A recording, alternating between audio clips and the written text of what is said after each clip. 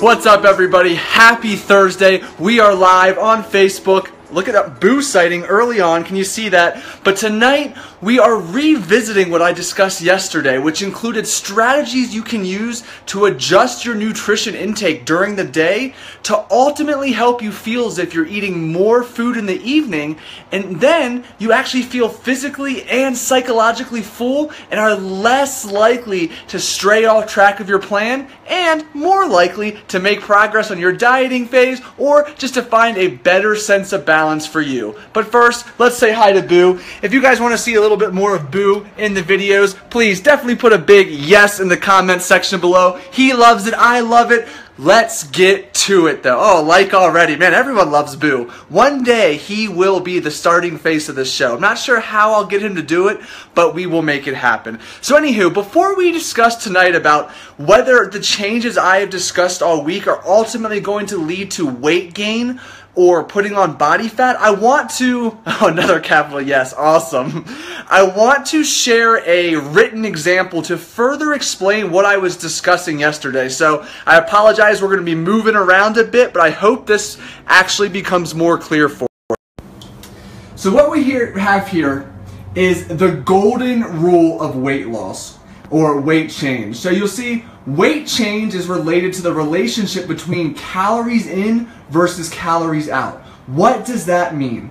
Well, the number of calories you burn in a given day is related to several factors. Mainly your metabolic rate, which is related to your age, your muscle mass, your height, your weight. We can go off on a whole different video detailing that. But calories out, you don't have too much control of. So the amount of calories you burn during exercise is your primary point of control. But you may burn anywhere from 1,200 to 2,500 calories simply just by breathing, moving, and your body carrying out functions essential to survival. Calories in, that's the foods you eat, the fluids you consume. And if you are in a negative calorie, meaning you are eating fewer calories than you're burning, you're going to lose weight. However, on the other hand, if you are taking in more calories than you're burning, you're in a surplus and you are likely to gain weight. You cannot outsmart this, science, thermodynamics, this equation. If you are not losing weight and you think you're eating in a calorie deficit, double check yourself. You may be eating more calories than you think or expending fewer than you think. So something to keep in mind moving forward. Now, as I mentioned on, let's see, what day is it? Wednesday. We talked about strategies on how you can move your nutrients around to ultimately feel more full during the day. So in the blue here, oh, real quick, how about that apple? I should have drawn a few that said, how about them apples? That's a pretty good apple. Anyway, in blue here, we'll start here. This is our sample day. We've got 4 ounces of protein per meal, and then we'll see the capital C and the number to the left of the C is our carbohydrates. Hey Nicole, what's up? So we see carbohydrates are weighted in favor. We're assuming that we're working out between meals 2 and meal 3. The bulk of our carbohydrates are at the pre-workout and post-workout meal. And for simplicity, this example does not include an intra-workout shake. I want to make it real black and white for everybody. We'll see there's no fat, the 0F at the pre-post-workout meal, but otherwise fat's pretty evenly distributed. Vegetables are pretty much evenly distributed as well because a lot of people don't like to eat vegetables, period, but especially after 7 or 8 p.m. at that bedtime meal. Now, we shift over to the green, and we'll notice protein stays the same, but now we have no carbohydrates at breakfast. We have a little less at the pre-workout meal in the green version than we do the blue, the same amount in the post-workout meal, but now we have 40 more grams of carbohydrates. That's a bag and a half of those Smart Pop popcorn bags. That's a cup of rice, almost a full cup of oats uncooked. 40 more grams of carbohydrates at a time when we are more likely to feel hungry and want to stick our hands in the cookie jar. But look what else I've done. I've also taken the fat from earlier in the day and put most of it at the last 2 meals of the evening. Same with the vegetables. I moved vegetables to the last 2 meals of the evening. Ooh, rice, yummy.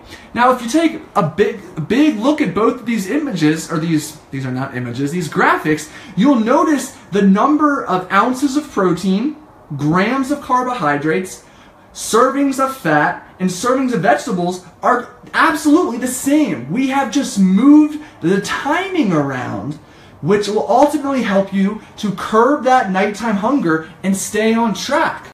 If you notice too, we did not break the rule. You know, the golden rule of calories in versus calories out, and that you need to be eating fewer calories than you're burning to lose weight. Now, I'll return to my sense of normalcy, sitting down so I don't spin you around everywhere. But, ladies and gentlemen, it's as simple as that. You know, one great example, a friend of mine, you know, I'm going to share more about this later, has helped me to better communicate some of these principles with you, and I'll shout her out here. Her name's Charlotte. She's one of my one-on-one clients, a great friend of mine, and just downright awesome. But you can kind of think of your meals like Lego blocks. You know, you've got your blocks for protein, carbs, fat, and vegetables. You've got 4 different colored blocks. Well, let's say you need, arbitrary number here, 24 blocks during the day. Well, as long as you keep a protein block at every meal, you can move those other blocks throughout the day. But as long as your total is the same, you're gonna be at or within your specific calorie goal, which will ultimately help you to stay on track to meet your desired weight goal. It's that simple. We are just shifting components of our meal to later in the day, yet still staying in our range. Now, will that make you gain weight or gain body fat? No! If you're doing it correctly. You know, if you are moving your specific portions and not overindulging anymore, you know, you're still staying within your calorie or portion goal, your calorie total at the end of the day will remain the same. Which means if that is the number of calories to keep you in a calorie deficit, which as we mentioned is necessary for weight loss, then you are golden. You've got all your Lego blocks laid out however you prefer for any day. And again, weight gain should not happen. Body fat gain should not happen if you're in a calorie deficit. Simple as that. You know, there's a cool study out there. You know, a lot of this, let me back up. You know, so we have this inherent fear that society has created about eating at night. You're probably very familiar with, oh, carbs after 6 will make you fat. Carbs after 8 will make you fat. Don't eat after dinner. Oh my goodness, you know, you're going to be fat. Totally not the case because of the golden rule of weight change, which is calories in versus calories out. Whatever that, you know, that deficit or surplus is going to dictate the change on the scale. So why did this recommendation come into play is very important to understand, because if you can understand it, you're more likely to accept why it's in place and more likely to be open-minded to see how it is not that true. By setting a cutoff time to eating your meals, you are essentially limiting the number of calories you eat. If you're used to eating a pint of ice cream every night at 9 o'clock and you stop eating at 6 o'clock, well, you just reduce your daily calorie intake by 300, 400, 500 calories. No wonder you're experiencing weight loss. However, this recommendation is not necessary. So let me share this cool study with you. And this is specific to carbohydrates at night. However, I mean, the principle still applies in that all of the calories were later in the day too. So 2 groups of study subjects, both a mix of overweight and normal weight subjects. And what researchers did in this study is they split one group and divided their carbohydrates evenly throughout the day. The other group had very few carbohydrates during the day, and the majority, I think almost 80% of their carbohydrates at dinner and the bedtime meal. And what they found was that those eating the majority of their carbohydrates and their calories, keep that in mind, I don't want to put too much emphasis on carbs, and their calories lost more weight, lost more body fat, and had greater energy during the day. And you're probably thinking, holy smokes, if I just eat my brown rice after 6 p.m., I'm damn sure going to lose 10 pounds. Well, it's not quite that easy, but let's take a deeper look real quick as to why that group who ate a majority of their carbs and calories at night may have experienced greater weight loss. My thought? consistency, compliance. You know, they were not experiencing the nighttime hunger that the group who ate carbohydrates evenly throughout the day and calories evenly throughout the day was experiencing. As a result, they were less likely to stray from the prescribed eating plan and to stay within the calorie deficit necessary to drive weight loss, which over time has a compounding effect to ultimately help them lose more weight. It's that simple. Oh, what do we got there? Oh, Scott, I don't think anyone's coming in. There's nobody in this little town of Flagstaff, let alone here. So yeah, that small tweak of just adjusting the timing of their nutrient intake, the timing of their calories, without changing the total number of calories was huge. Look at the impact. Pounds of body fat loss, pounds more of just total weight loss compared to the group eating an even distribution of calories throughout the day. Pretty freaking cool. So again, to recap, if you find yourself struggling with nighttime hunger, consider moving your Lego pieces, you know, your carbohydrates, your fats, your vegetables, and shifting them later in the day, that late afternoon or evening, late evening, to your last 2 meals. By doing so, you feel physically and psychologically full, you are less likely to stray off plan, more likely to stay on track, and bam, before you know it, 3, 4, 5 days of consistency is there. 10, 11, 12, 3, 4 weeks, and you're losing weight at an optimal pace. You're a lean, mean fight machine, and all is well. Fantastic and simple. So again, I'm just going to bring the camera over to show you what that example might look like. And I have no idea if this is backwards, so somebody please say something if it is backwards. But again, you know, the blue and the green, all the portions are the same, but if we look at the green, then all of a sudden the portions are shifted to later in the day, but the total number is the same. And that slight tweak can give you phenomenal results in terms of consistency and compliance. Oh, it is backwards? Let's try that.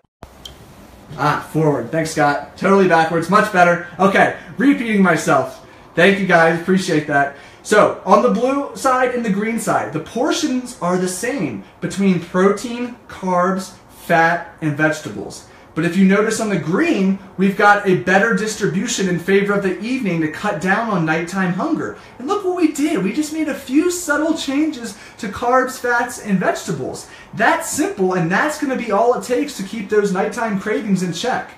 So Scott has a great question. Does it matter that the carbs are not around your workouts? So Scott, a little background information. We're assuming you're working out between meals 2 and 3 here. So we still have some at the pre-workout and a great chunk at the post-workout meal. But ultimately, yes, we're sacrificing maybe that tiny amount of carbohydrates, that 1 to 2%, in favor of helping ourselves stay consistent in the evening when hunger is most likely to hit. Back around here. Ladies and gents, I hope you found this week's series beneficial, and most importantly, I hope you feel confident and empowered that you have actionable takeaways to apply to your own nutrition plan. If you're having a question or you're struggling, feel free to send me a message, tag me in a comment below. I'm more than happy to offer as much specific advice as I can with limited knowledge on your situation. I appreciate the thumbs up, everyone. Please, if you really find this valuable, share it, tag somebody below. It means the world to me. To give you a quick preview of next week, in a week from tomorrow, I'm peacing out. I'm going to Mexico on a little vacation. So you know what I'm talking about next week? How I prepare for vacation, how I adjust the timing of my dieting, massing, and maintenance phases around vacation will be part 1. How I prepare to find balance on vacation, and then the biggest question of all, how the hell do you balance nutrition, exercise, staying on track, and alcohol all on vacation without feeling guilty or taking 5 steps backwards? We're going to dive into the nitty-gritty physical aspect as well as the psychological aspect and little strategies you can apply right away to your next vacation or how you're planning your own dieting phases so you can enjoy the vacation. Real quick, Jackie, vegetables are not considered carbs. Yeah, I like to keep them as a separate entity. Technically, they're carbohydrates, but I want them to be a separate entity so you focus or you don't feel as if you can't have any more vegetables because you've hit your carb quota. Vegetables are freaking awesome. They're rich in essential vitamins and minerals and a great source of water and fiber. We don't ever want to find a reason not to have more. All right, ladies and gentlemen, thank you so much for watching. Have a wonderful Thursday, a wonderful weekend, and I'll see you next week.